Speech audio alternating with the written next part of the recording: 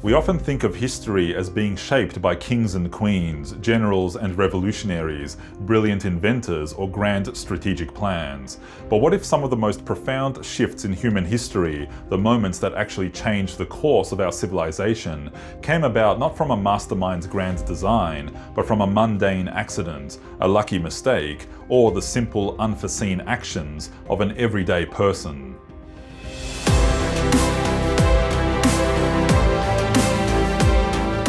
Hey, I'm Michael and welcome to Hoodie History. It's great to have you here. Let's dive into the extraordinary tales of ordinary people whose lives intersected with destiny in unexpected ways. These are the unsung heroes and sometimes even the unwitting villains whose small, seemingly insignificant acts rippled outwards, creating waves that reshaped the world as we know it. These are 7 ordinary people who accidentally changed history forever. Alexander Fleming, the moldy discovery. First on our list, with arguably one of the most impactful accidental discoveries in human history, is Alexander Fleming, a Scottish bacteriologist in the early 20th century. Now, Fleming wasn't known for being particularly tidy. In fact, he was famously quite messy in his laboratory, and we can actually thank him for that. It was September 1928. Fleming had gone on a 2-week vacation, leaving his lab in a bit of a state. He was studying staphylococci bacteria, growing cultures in petri dishes. When he returned, he started tidying up his workspace, examining the dishes he'd left behind before cleaning them. On one particular dish, he noticed something odd. A patch of mold had contaminated the culture, which for any other scientist would just be annoying. But Fleming observed something else. Around the mold, there was a clear bacteria-free circle. The staphylococci weren't growing near the mold. Thankfully, he didn't just bin this petri dish, it captured his curiosity. This wasn't a planned experiment, it was a pure accident caused by his own untidiness and a lucky fungal spore drifting in through an open window. That mold, he discovered, was Penicillium notatum, and it was producing a substance that could kill bacteria. He called it penicillin. Fleming himself struggled to isolate and mass-produce the antibiotic, and its full potential wasn't realized until later by Howard Florey and Ernst Chain during World War II. But it was Fleming's accidental observation, his simple decision not to discard a contaminated dish, that opened the door to the age of antibiotics, saving countless lives from infections that were once death sentences. An ordinary man's mess became medicine's miracle. Harald Jäger, the guard who opened the wall. Next up, we have a man whose simple misunderstanding in a moment of immense political tension accidentally triggered one of the most iconic events of the 20th century. This is the story of Harald Jäger, a mid-ranking East German border guard. It's November 9th, 1989. For decades, the Berlin Wall had stood as a stark symbol of the Iron Curtain, dividing East and West Germany, freedom and oppression. Tensions were incredibly high, with mass protests sweeping East Germany and calls for reform growing louder. That evening, the East German government was scheduled to make an announcement about new, relaxed travel regulations. The plan was for these new regulations to be phased in, with applications still required to control the flow of people. But when Günther Schabowski, a party spokesman, read the announcement live on television, he fumbled his words. When asked by a reporter when these new rules would take effect, he looked confused, shuffled his papers, and famously declared, "Immediately, without delay." Harald Jäger, watching the broadcast from his border crossing, was stunned. He had received no such orders, but within minutes, thousands of East Berliners, hearing the news, began to gather at his checkpoint, demanding to be let through. They thought the wall was open right then and there. Jäger, without clear instructions from his superiors, faced an impossible choice: use force against his own people or let them pass. He repeatedly called his commanders, who were just as confused as he was. As the crowd swelled and grew more agitated, out of options and fearing a stampede or violence, Jäger made a decision. At 11:30 p.m, he ordered the gates to be opened. It was an accidental opening based on a miscommunication and a guard's desperate choice. But once his gates opened, others soon followed. The trickle became a flood, then a torrent. That night, the Berlin Wall, a symbol of division for 28 years, effectively fell, not with a bang, but with the bewildered shrug of an ordinary border guard. Charles Goodyear, The Rubber Room Revolution. From geopolitical shifts to everyday materials, this next ordinary person had a very sticky problem. This is Charles Goodyear, and he accidentally invented vulcanized rubber. In the early 19th century, rubber was a fascinating but frustrating material. It was great for waterproofing, but it became sticky and gooey in the heat, and brittle in the cold. People were desperate for a way to make it stable. Charles Goodyear, an American inventor, was obsessed with finding a solution.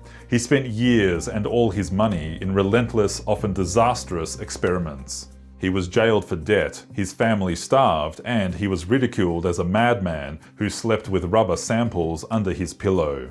He tried mixing rubber with everything imaginable: salt, pepper, sugar, sand, even soup, but nothing worked.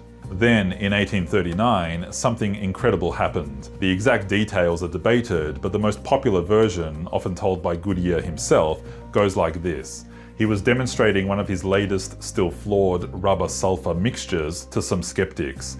He accidentally dropped a piece of the sulfur-treated rubber onto a hot stove. Instead of melting into a gooey mess, as it always had, the rubber charred like leather. It didn't stick and it didn't melt. Intrigued, Goodyear experimented further, discovering that heating rubber with sulfur under specific conditions made it permanently elastic, durable, and resistant to temperature changes.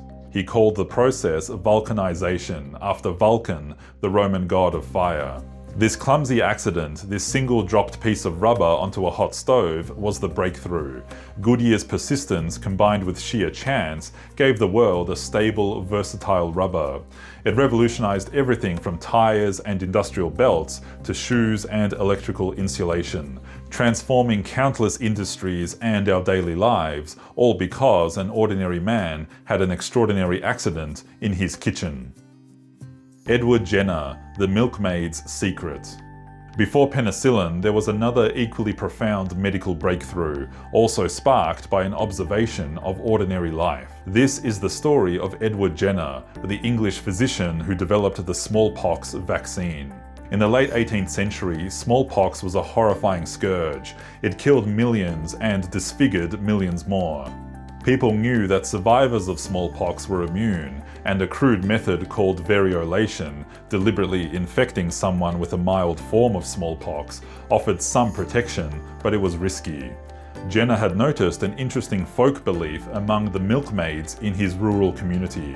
They claimed they never got smallpox because they had already contracted cowpox, a much milder disease common among cattle. This was a piece of common knowledge among the ordinary people who worked with animals. This seemingly simple observation, dismissed by many, fascinated Jenner. He spent years quietly investigating, patiently observing, and collecting data from the milkmaids. Then, in May 1796, a milkmaid came to him with fresh cowpox lesions on her hand. Jenner saw his chance. He took pus from her cowpox sores and inoculated an 8-year-old boy named James Phipps. James developed a mild fever but recovered quickly. A few weeks later, Jenner deliberately exposed James to smallpox, a risky move for which Jenner could have been ruined. But James showed no signs of the disease. He was immune. This was not a planned, laboratory-controlled experiment in the modern sense. It was a physician acting on a folktale, testing a hypothesis based on an ordinary observation from people who worked with cows. Jenner's willingness to listen and to act on the anecdotal evidence of ordinary milkmaids led directly to the world's first vaccine. It was a huge, albeit accidental, leap forward in public health, eventually leading to the eradication of smallpox and changing the course of human longevity and disease control. Gavrilo Princip, The Wrong Turn.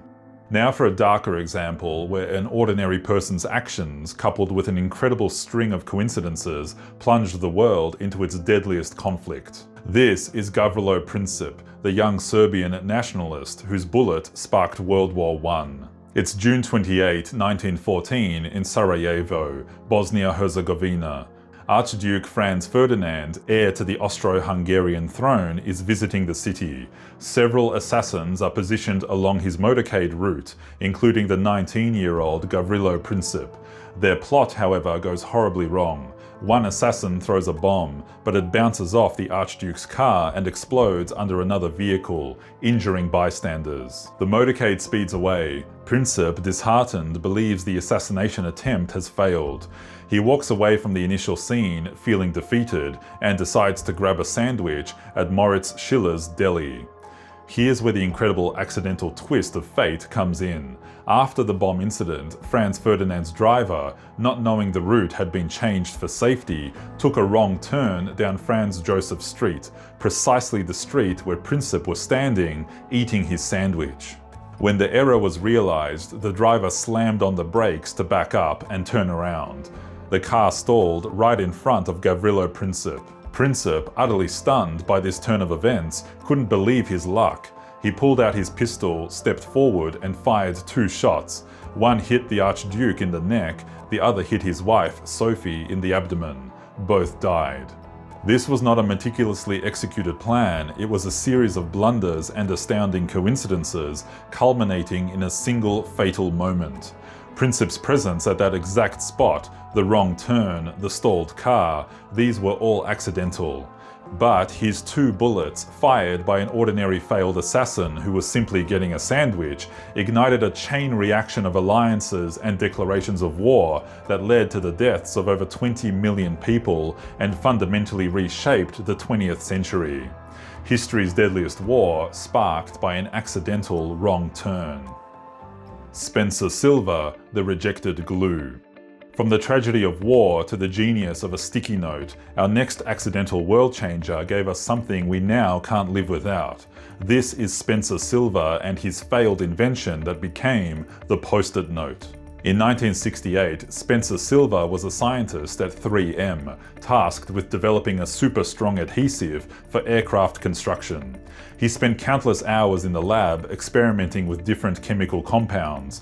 What he ended up with was, well, the opposite of super strong. Silver created a low-tack, reusable, pressure-sensitive adhesive. It was weak enough to allow repositioning, but strong enough to hold paper. In the world of industrial glues, this was a failure. It didn't stick permanently, it didn't hold anything heavy. Silver called it microspheres and struggled to find a practical application for his accidental invention. He presented it at internal seminars for years, promoting his solution without a problem. For 5 years, this unique accidental glue sat on a shelf, unloved and unused.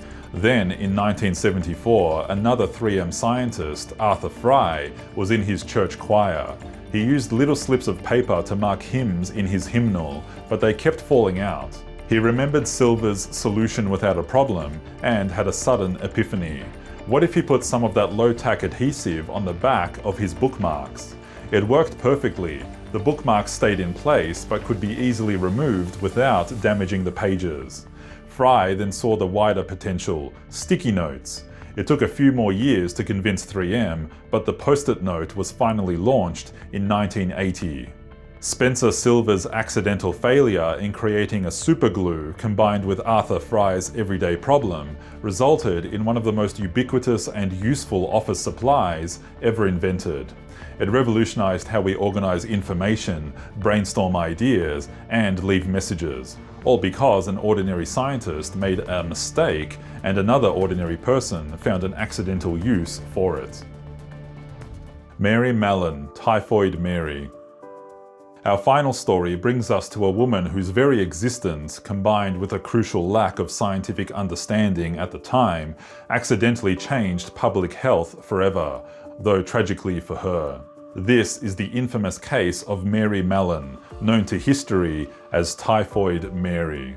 In the early 1900s, typhoid fever was a terrifying disease, spreading rapidly in crowded cities and causing severe illness and death. Its transmission wasn't fully understood, but it was known to be linked to contaminated food and water. Mary Mallon was an Irish immigrant and an ordinary cook, working for wealthy families in New York.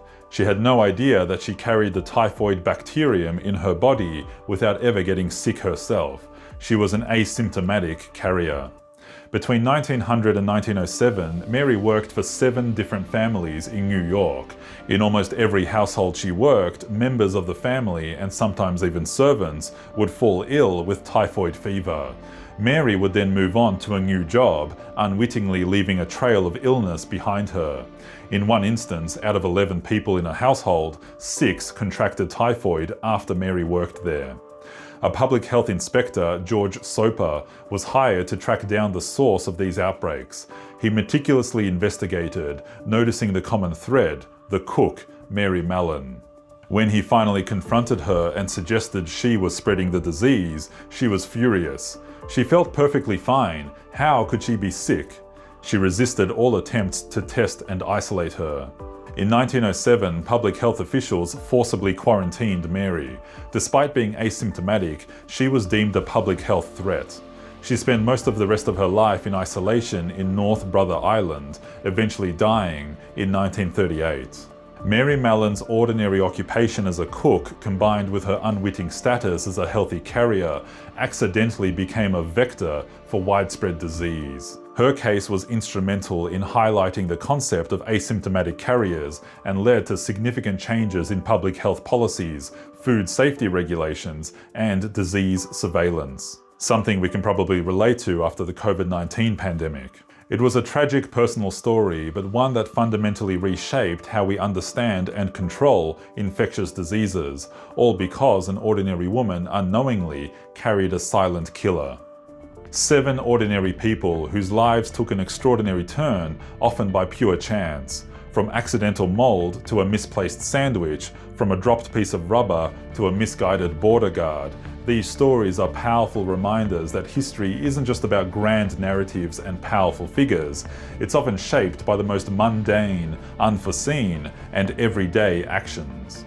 They show us the incredible ripple effect of individual choices and random events, proving that anyone, anywhere, at any time could be standing on the precipice of a world-changing moment without even realizing it. It makes you wonder, doesn't it? What small accidental thing might you do today that could echo through the ages? Let me know your views in the comments, what you think about these examples or others.